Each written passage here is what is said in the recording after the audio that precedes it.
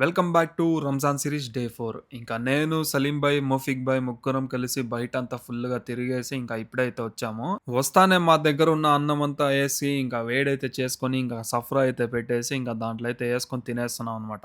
ఇంకా తినేదంతా అయిపోయింది. ఇంకా నేరుగా నమాజ్‌కైతే బయలుదేరి ఇంకా నమాజ్ అయితే చదువుకొని ఇంకా రూమ్‌కైతే వచ్చేసాను. నేనైతే కరెక్ట్‌గా 12 గంటలకైతే లేసానో లేదో మేడం అయితే కాల్ చేసి డబ్బులైతే ఇచ్చినారనమాట.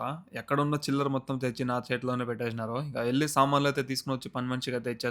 మళ్ళా మధ్యాహ్నం నుంచి నాకు సాయంత్రం వరకు ఏం డ్యూటీలయితే పడలేదు. కరెక్ట్‌గా మసీద్‌కెళ్ళే టైంకయితే మేడం అయితే సామాన్లయితే ఇచ్చి వాళ్ళ కొడుకు వాళ్ళ ఇంటికెళ్ళి ఇచ్చేసి రమ్మన్నారు. ఇంకా అలా ఇచ్చేసి ఇంకా మోఫిక్ భాయ్, సలీం భాయ్ వచ్చేస్తే నేరుగా బయలుదేరి ఎళ్ళిపోయినామనమాట మసీద్‌కి. ఇంకా లోపలైతే వచ్చామో లేదో మాకైతే అసలు ప్లేసే దొరకలేదు. మళ్ళా ఎలాగో అలా దొరికిందని చెప్పేసి ఇంకా టైం అయిపోతే ఇంకా ఫాస్టింగ్ అయితే ఓపెన్ చేసామనమాట.